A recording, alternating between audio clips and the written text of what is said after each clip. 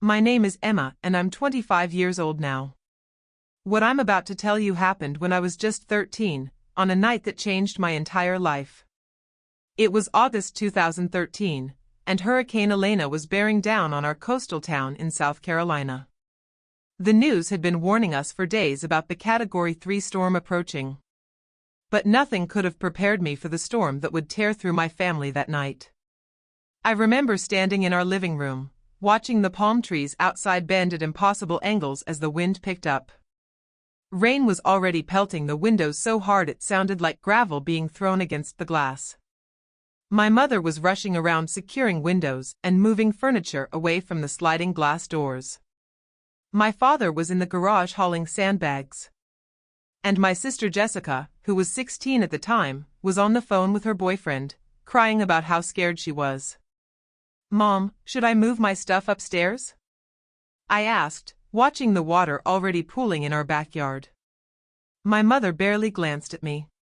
"Emma, not now. I'm busy." "But the weather guy said." I said not now. That's when Jessica came running down the stairs, her face blotchy from crying. Mom, I can't sleep in my room. The window is making that horrible whistling sound and the tree branches are scraping the glass. I'm terrified." My mother immediately dropped what she was doing and wrapped her arms around my sister. "Oh, honey, of course. We'll figure something out. You shouldn't have to be scared in your own home." I watched this exchange, feeling the familiar ache in my chest that I'd felt countless times before. Jessica was the golden child. Jessica was the one who mattered. Jessica's comfort, Jessica's feelings, Jessica's everything always came first. "She can sleep in my room," I offered, trying to be helpful. "I'll take her room for tonight." My father walked in from the garage just as I said this, soaking wet from the rain. "Nobody's switching rooms," he said firmly. "Jessica needs her own space. She's preparing for her SATs and she needs her study materials around her." "But Dad, the hurricane," I started. "Emma, enough," my mother snapped. "Your sister is going through a difficult time. Her boyfriend might be moving away next year and she's stressed about college applications. She needs stability right now." I felt my face flush with confusion and hurt. But where will she sleep if not in her room or mine? That's when my parents exchanged a look. It was a look I'd seen before. A look that always preceded something bad for me. My mother turned to me with an expression that was somehow both apologetic and determined. "Emma, you're going to need to give Jessica your room for a while." I blinked. "What? Where will I sleep?" "We'll set something up in the garage," my father said, not meeting my eyes. "Just temporarily, until the storm passes and we can figure out a more permanent solution." The garage. I couldn't believe what I was hearing. "Dad, there's a hurricane coming. The garage floods every time it rains hard." "Don't be dramatic," my mother said sharply. "We'll put your mattress on cinder blocks. You'll be fine for a few nights." But I wasn't being dramatic. I was being realistic. Our garage had flooded 3 times in the past 2 years during regular rainstorms. During a hurricane, it would be a swimming pool. "Please," I begged, feeling tears starting to form. "I'll sleep on the couch. I'll sleep in the hallway. Just don't make me sleep in the garage during a hurricane." Jessica looked uncomfortable for a moment, but then my mother's hand on her shoulder seemed to remind her of her position in the family hierarchy. "Emma, stop being selfish. Your sister needs this." Over the next hour, as the wind howled louder and the rain intensified, I watched my father move my mattress, my clothes, and my few possessions into the garage. He set the mattress on 4 cinder blocks, which raised it maybe 8 inches off the concrete floor. My mother brought out one thin blanket and a flashlight with dying batteries. "This is just for tonight," she said, though her eyes told me she was lying. "Tomorrow, we'll figure something better out." By 8 p.m., the hurricane was in full force. The power had gone out, and I could hear things crashing and banging outside. Water was already seeping under the garage door, creating a growing puddle that was slowly spreading across the floor. I sat on my mattress, hugging my knees, trying not to cry as I listened to my family inside the house. I could hear them talking and laughing in the living room. My father had set up the camping lanterns, and they were probably playing cards or board games to pass the time, like we usually did during storms. Except this time, I wasn't included. Around 9 p.m., the water in the garage was already 3 inches deep. It was lapping at the cinder blocks, and I knew it would reach the mattress soon. I was cold, wet, and terrified. Every crack of thunder made me jump. Every time the wind slammed something against the garage door, I was sure it would come crashing in. I tried the door that connected the garage to the house. It was locked from the inside. I knocked softly at first, then harder. "Mom, the water's getting really high out here." No answer. Either they couldn't hear me over the storm, or they were choosing not to hear me. I knocked again, this time pounding with my fist. "Please, the garage is flooding." Still nothing. The water reached the mattress. I stood on it, balancing on the soggy surface, and tried to call out louder. "Dad, the water's on the mattress now. Please let me in." Finally, I heard footsteps. The door opened a crack and my father's face appeared, backlit by the warm glow of the camping lanterns. Behind him, I could see my mother and Jessica sitting comfortably on the couch, wrapped in blankets. "Emma, stop making such a fuss," he said, his voice hard. "You're fine. Just deal with it." "But Dad, I'm standing in water. The mattress is soaked. I'm freezing." "Your sister needs her space," he shouted. And for the first time in my life, I saw something in my father's eyes that scared me. It wasn't just annoyance or frustration. It was anger. Real anger, directed at me, his 13-year-old daughter, for daring to complain about being locked in a flooding garage during a Category 3 hurricane. "Your sister comes first," he bellowed. "She has always come first, and she always will. Now stop bothering us and figure it out yourself." He slammed the door in my face. I heard the lock click. I stood there in the dark, in the water that was now up to my ankles, listening to my own father tell me that my sister, who was 3 years older than me and perfectly capable of handling some noise, mattered more than my safety. That her comfort was worth more than my life. That's when something broke inside me. Not loudly, not dramatically, but quietly and completely. The last thread of hope that my parents loved me, that they valued me, that I mattered to them at all. It snapped. I was shaking, but not from cold anymore. I was shaking from a rage and hurt so profound that I didn't know what to do with it.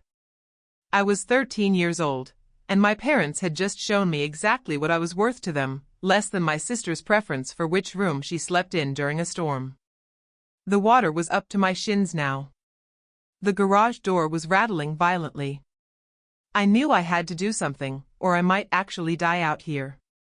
Not because of the hurricane, but because my parents had decided my sister's temporary comfort was worth more than my safety.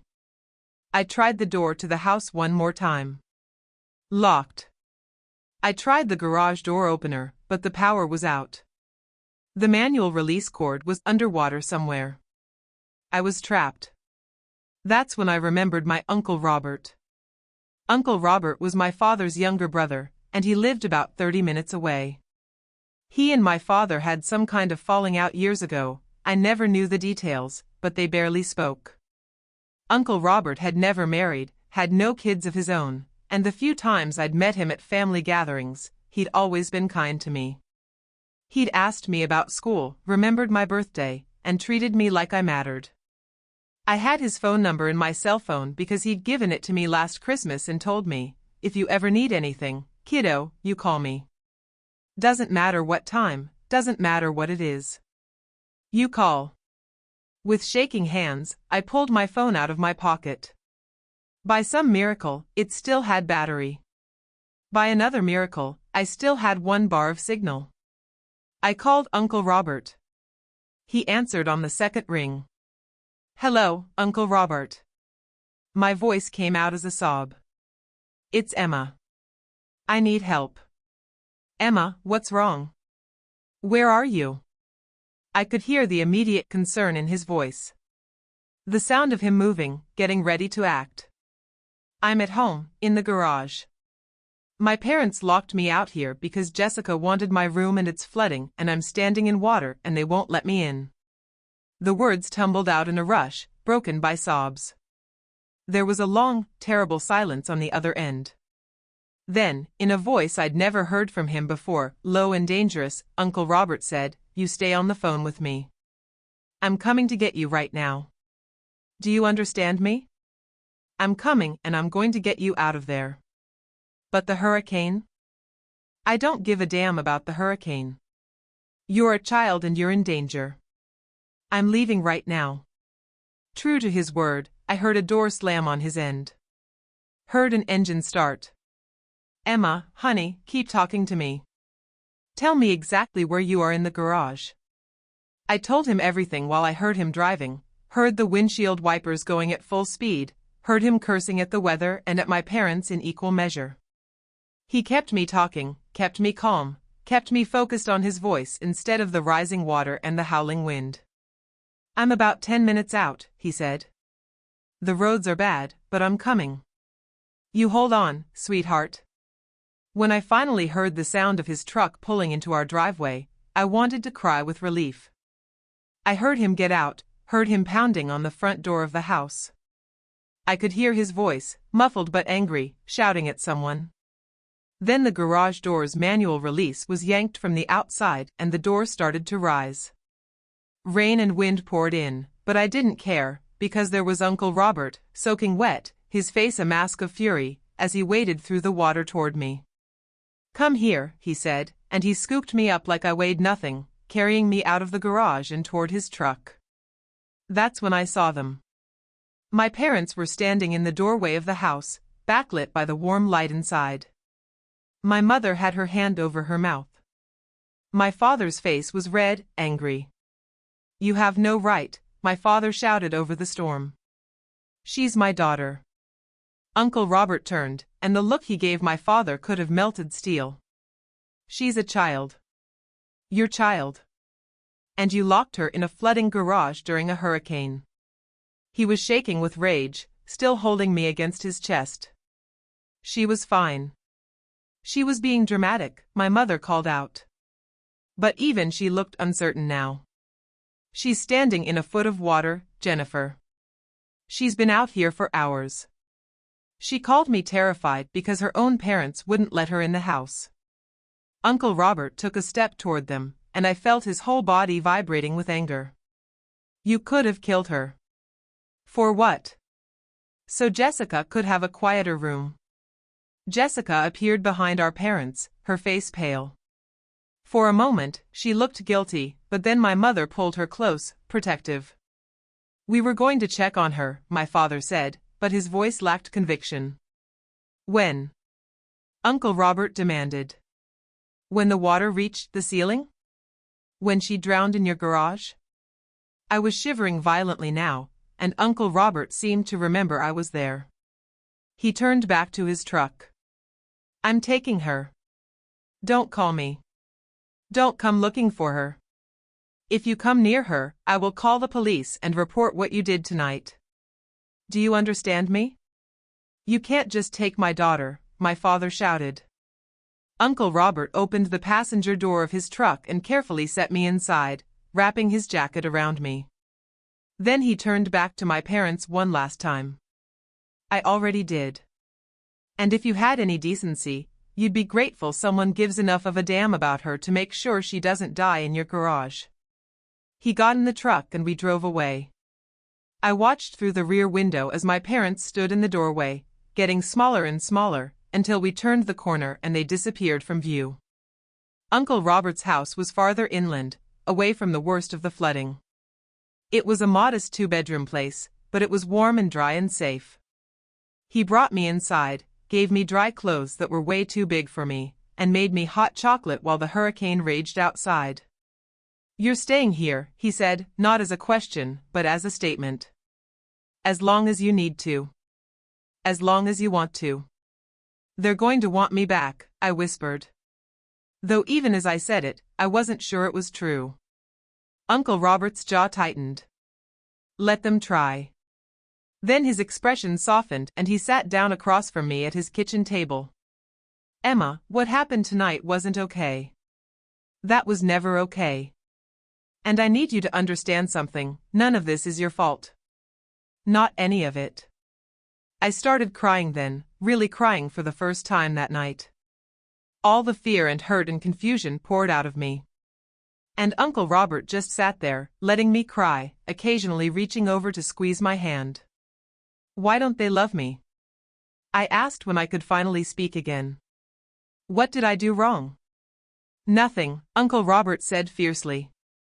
You did nothing wrong.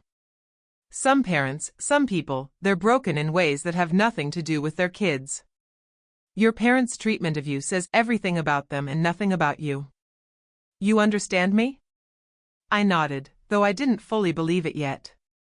How could I? I was 13 and my parents had just demonstrated in the clearest possible way that my sister's minor inconvenience was worth more than my safety. But Uncle Robert meant it. And over the next days, weeks, and months, he proved it in ways big and small. My parents did try to get me back. 3 days after the hurricane, when the roads were clear, they showed up at Uncle Robert's house. My father was blustering about rights and kidnapping. My mother was crying, saying they'd made a mistake, that they were worried sick. But I wouldn't come out of my room. I couldn't. Every time I thought about going back to that house, I remembered standing in that garage, pounding on the door, begging to be let in while my father told me my sister came first. Uncle Robert handled them. I heard raised voices, heard my father threatening legal action. But Uncle Robert had taken pictures of the flooded garage that night, had a record of my phone call to him, and had already consulted with a lawyer. He made it clear that if they pushed this, he would push back, and what happened that night would become public record. They left without me. Jessica called me once, 2 weeks later. Emma, Mom and Dad are really upset. When are you coming home? I'm not, I said quietly. Don't be ridiculous. You're 13. You can't just decide to live somewhere else. Why didn't you say anything? I asked. That night, when Dad was moving my stuff to the garage, when you could hear me knocking and calling for help. Why didn't you say anything? There was a long silence. Then, it wasn't my fault. I didn't know it would flood that badly. But you knew I was out there. You heard me, and you didn't care. You're being dramatic. I hung up. She didn't call again. Uncle Robert became my legal guardian through a process I didn't fully understand at the time. There were court dates and lawyers and social workers. My parents fought it initially, but not very hard. I think part of them was relieved to not have to deal with me anymore. I was the daughter who didn't fit their narrative, who didn't perform the way Jessica did, who required actual thought and care instead of just being easy. They let me go. And Uncle Robert took me in, not as an obligation, but as a joy. He enrolled me in a new school closer to his house. He learned how to braid hair by watching YouTube videos so he could help me in the mornings. He came to every parent-teacher conference, every school play, every band concert. He taught me how to change a tire, how to manage money, how to stand up for myself. More than that, he taught me what unconditional love looked like. It looked like driving through a hurricane to save someone. It looked like patient encouragement when I struggled with algebra. It looked like sitting up with me until 2 a.m. when I couldn't sleep because of nightmares about being trapped in that garage. You're going to do amazing things, Emma, he would tell me. You're smart and strong and kind. Don't let anyone ever make you believe otherwise. And slowly, painfully, I started to believe him. I threw myself into school, partly because I genuinely loved learning, but partly because I wanted to prove something, to my parents, to myself, to the world. I wanted to prove that I was worth more than they'd valued me. That throwing me away had been their loss, not mine. I made honor roll every semester. I joined the debate team. I volunteered at the local animal shelter. I started a coding club at my high school. I was elected student council president my junior year. And all the while, Uncle Robert was there, proud of every achievement, big or small. "That's my girl," he'd say, and I'd feel a warmth in my chest that I'd never felt with my parents. When it came time to apply for colleges, Uncle Robert and I spent hours researching schools and scholarships. He made it clear that money wasn't an issue, he'd find a way to pay for wherever I wanted to go, but I was determined to earn as much scholarship money as possible. I didn't want anyone to ever say I'd gotten where I was because of handouts. I got into MIT with a full academic scholarship. The day the acceptance letter came, Uncle Robert cried. He actually cried, tears streaming down his face as he hugged me tight. "I knew you could do it. I always knew." My parents found out somehow. My mother called me for the first time in 4 years. "Emma, we heard about MIT. That's wonderful, honey. We're so proud of you." The casual tone, as if the past 4 years hadn't happened, as if she had any right to claim pride in my accomplishments, made my blood boil. "Don't," I said coldly. "You don't get to be proud of me. You didn't raise me. You threw me away in a flooding garage because Jessica wanted my room. Uncle Robert raised me. He gets to be proud. You get nothing." "Emma, we made a mistake." "You made a choice," I corrected. Over and over again. "You made choices that told me exactly what I was worth to you. Don't call again." I hung up and blocked the number. At MIT, I thrived. I majored in computer science and economics, double majoring, because apparently I enjoyed torturing myself with workload. I did internships at tech companies in the summers. I made friends, real friends, who valued me for who I was. I even dated a little, though relationships were hard when you had trust issues the size of a hurricane. Uncle Robert came to visit me every few months, always bringing care packages and dad jokes. "How are you doing, kiddo?" he'd ask, and I'd tell him everything, the good, the bad, the overwhelming. He listened to it all with the same patient attention he'd always shown me. "I'm proud of you, you know," he said during one visit my sophomore year. "Not just because of your grades or your internships. I'm proud of the person you've become. You're kind despite everything that happened to you. You're strong without being hard. You turned pain into purpose." I learned from the best, I told him, and I meant it. During my senior year, Uncle Robert's health started declining. He'd always been healthy and active, but he started having trouble breathing. Tests revealed advanced lung cancer. He'd been a smoker in his younger years, and now it was catching up with him. I wanted to leave school to come home and take care of him, but he refused. "You have 1 semester left. You finish. I'll still be here when you graduate." He was, but barely. I could see how much weight he'd lost, how hard it was for him to breathe. But he came to my graduation, oxygen tank and all, and he cheered louder than anyone when my name was called. "MIT graduate," he said afterward, holding both my hands in his thin ones. "Emma Chin, MIT graduate. Damn, I'm lucky I got to see this." "Uncle Robert, I need to tell you something." He interrupted, his voice serious. "I've been updating my will.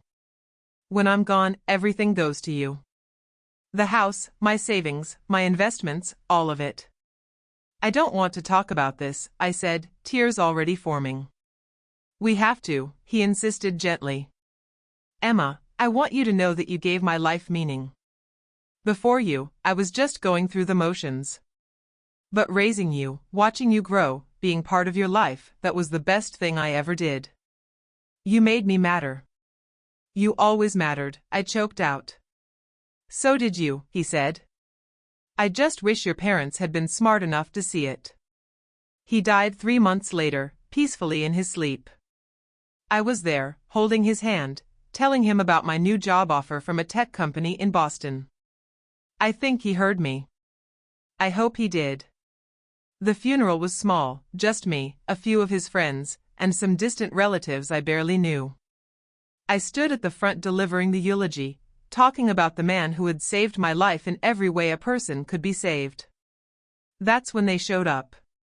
My parents and Jessica slipped into the back row during my speech, and I saw them. My mother, older now, her hair grayer. My father, still stern-faced. Jessica, now 28, dressed in expensive clothes that screamed success. I faltered for a moment, my voice catching. But then I remembered everything Uncle Robert had taught me about strength and self-worth.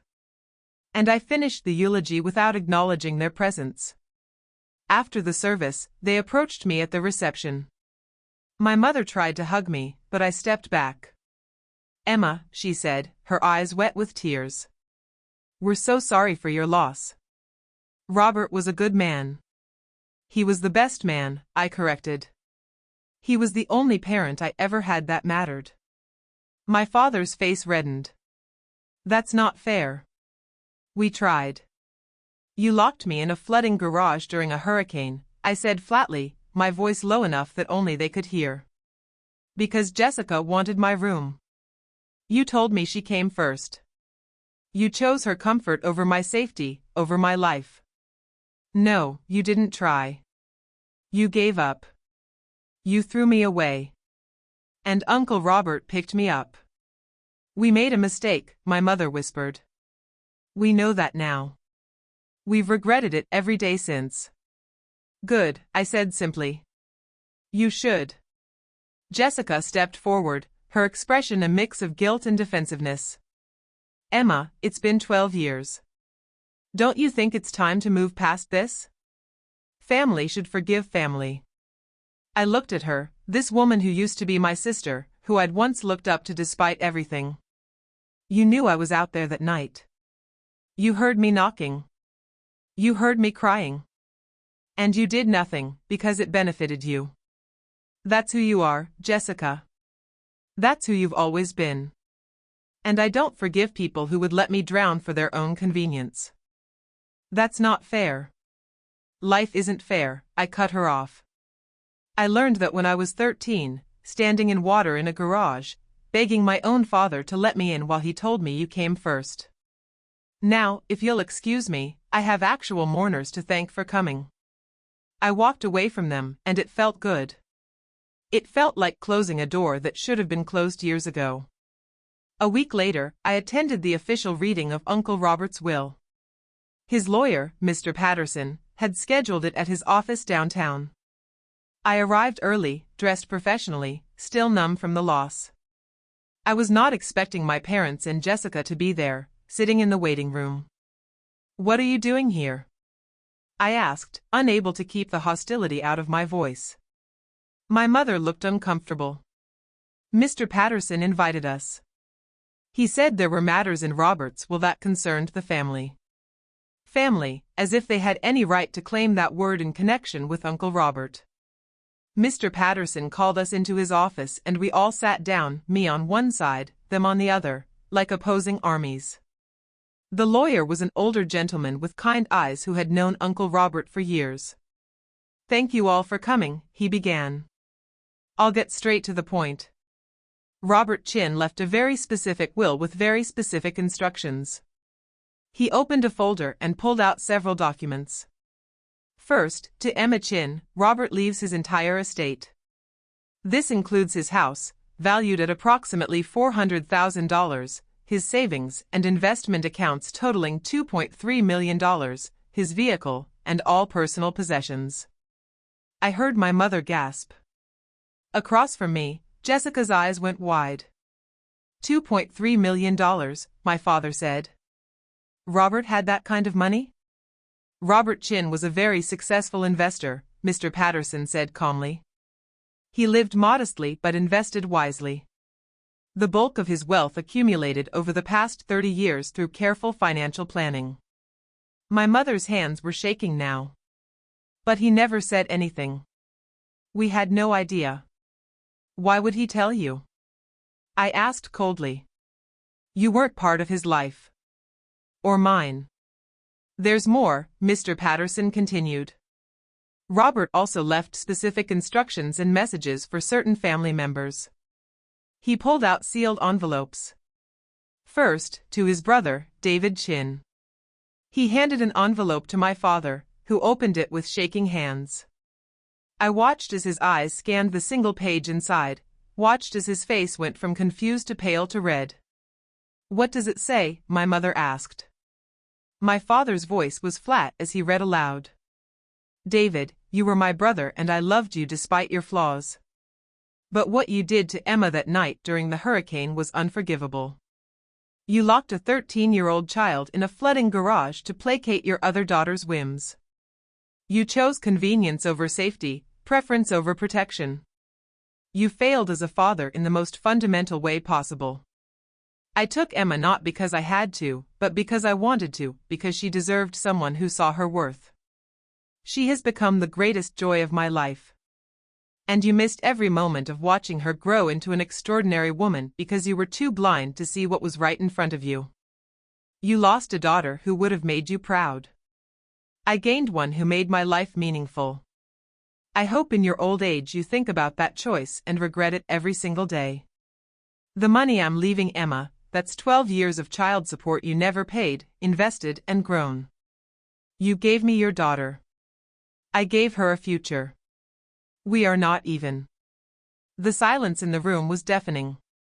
My mother was crying now, her hands over her mouth. My father's face was ashen, the letter crumpled in his fist. "There's one for you as well, Jennifer," Mr. Patterson said gently, handing my mother an envelope. Her hands shook so badly she could barely open it. When she did, her voice broke as she read. "Jennifer, you stood by and watched your husband endanger your child. You made excuses. You prioritized one daughter's comfort over the other daughter's life. That is not a mistake. That is a choice.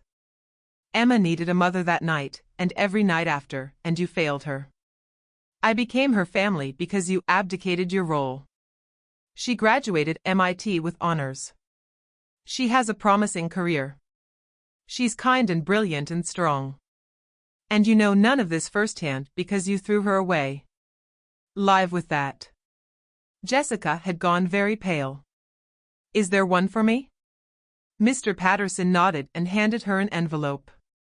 She read it silently, but I saw tears streaming down her face. When she finished, she looked at me with an expression of such guilt and sorrow that I almost felt sorry for her. Almost. "What did it say?" I asked, my voice hard. She swallowed hard. "It says, Jessica, your sister was locked out in a hurricane so you could have her room. You heard her crying for help and did nothing. You benefited from her removal and never questioned it. You got the parents' attention, the resources, the support that should have been shared. You built your success on the foundation of Emma's exclusion. I hope you understand that every achievement you celebrate, Emma earned twice over with half the support. She is twice the person you are with half the advantages you had. That is who your sister is, and you will never know her, because you never deserved her." The room was silent except for my mother's quiet sobbing. Mr. Patterson cleared his throat. Robert also left a final message for Emma, to be read aloud in front of everyone present. He handed me an envelope with my name on it in Uncle Robert's handwriting. My hands were steady as I opened it, my eyes filling with tears as I saw his familiar scrawl one last time. "My dearest Emma," I read aloud, my voice thick with emotion. "If you're reading this, I'm gone. And I hope you know that my last thoughts were of you and how grateful I was for every day we had together. You were not just my ward or my responsibility. You were my daughter in every way that mattered. I never had children of my own, but I got to raise you, and that was the greatest privilege of my life." I paused, wiping my eyes, aware of my parents watching me. "I'm leaving you everything because you deserve it, but also because I want you to understand your worth. You are worth $2.3 million. You are worth a house and a future and security. But more than that, you are worth love and care and protection, all the things you should have received from your birth family and didn't. Don't let anyone ever make you feel less than worthy again. Not your parents, not your sister, not anyone. My voice broke, but I forced myself to continue. To your parents, I say this in front of you, Emma is the best thing you ever created, and you threw her away for nothing. You traded a daughter who would have loved you unconditionally for the convenience of not having to tell your other daughter no. That is your loss, not hers. She doesn't need you. She never did, after that night. But you need to know what you lost, so that you live the rest of your lives with that knowledge. I looked up at my parents. My mother was openly weeping. My father's eyes were wet, his jaw clenched. Jessica looked like she wanted to disappear. Finally, I continued, my voice stronger now. Emma, my darling girl, you are going to do incredible things with your life. You already have. This money is just a tool to help you do more. Buy a house, start a company, donate to causes you believe in, live a big, full, beautiful life. And every time your parents see or hear about your success, they'll know that they had nothing to do with it. They'll know they were wrong about you. They'll know what they lost. That is its own kind of justice, asterisk. I love you, kiddo. I always will. Make me proud, though you already have. Uncle Robert. I finished reading and carefully folded the letter, tucking it back into the envelope. When I looked up, I saw my mother staring at me with an expression of such profound regret that it would have been satisfying if it wasn't so pointless. Emma, she whispered. We owe you. What? I asked, my voice calm now. Sorry? You're sorry. You made a mistake. You wish you could go back. She nodded frantically. Yes, all of that. Emma, if we could just. No, I said simply. No second chances, no reconciliation, no family reunions. You made your choice 12 years ago, and I've made mine now. You taught me that I'm worth less than Jessica's convenience. Uncle Robert taught me that I'm worth $2.3 million and a lifetime of unconditional love. I'm going with his assessment. But we're your parents, my father said, finding his voice. No, I corrected. You're the people who created me. Uncle Robert was my parent. He's the one who raised me, who sacrificed for me, who loved me. You're just strangers who share my DNA. That's not fair, Jessica said, her voice small. We were young. We didn't understand. You were 16, I interrupted. Old enough to know that locking someone out during a hurricane was dangerous. Old enough to say something. Old enough to care. You just didn't, because it benefited you not to. That's not youth. That's character. I stood up, gathering my things. Mr. Patterson, thank you for handling this. Please send all the paperwork to my address. I assume I'll need to sign some things. We can arrange that, he said, looking sympathetic. I turned to my parents one last time. I'm going to use Uncle Robert's money to start a foundation for displaced children and teens, kids who've been thrown away by their families, who need a second chance. I'm going to make sure they have what I had, someone who sees their worth. And I'm going to name it the Robert Chin Foundation for Found Family. I met their eyes. So every time you hear that name, every time you see an article about the good work it's doing, you'll remember the daughter you threw away and the man who proved you wrong. My mother reached for me. Please, Emma, don't do this. We can fix this. There's nothing to fix, I said, stepping back. You broke something 12 years ago that can't be repaired. I'm not doing this to punish you. I'm doing this because you're not my family anymore. You haven't been for a very long time. I walked out of that office with my head high, leaving them sitting there with their regret and their guilt and their loss. And I never looked back. That was 3 months ago. Today, I'm sitting in my new office, the one I bought with part of Uncle Robert's money, finalizing the paperwork for the Robert Chin Foundation. We've already helped 7 teenagers find safe homes and access to education. We've paid for 3 kids to go to college. We've provided therapy and support. And most importantly, we've delivered the message that they matter. My parents have tried to contact me 47 times, calls, emails, text messages, even a letter delivered through their lawyer. I've ignored all of it. Jessica has tried as well, sending long messages about how sorry she is, how much she regrets everything, how she wants to be sisters again.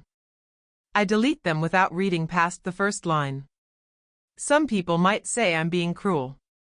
That I should forgive them. That family is family. But those people weren't locked in a flooding garage at 13 years old while their father screamed that their sister came first.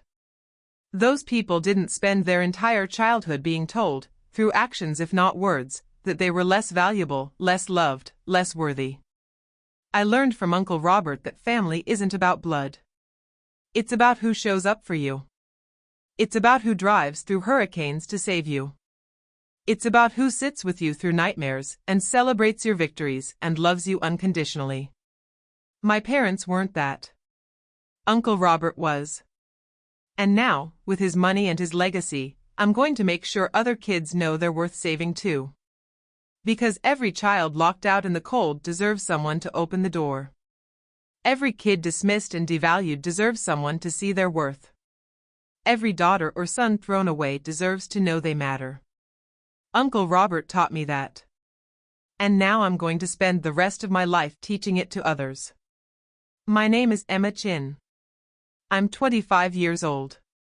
I'm worth $2.3 million. But I learned from the best that my real worth has nothing to do with money. It has everything to do with the love I received from the man who became my real father, the one who proved that family is a choice, not an obligation. And I choose to honor his memory by being that person for someone else. That's the best revenge I could ever have. If you enjoyed this story, drop a comment and let me know where you're watching from.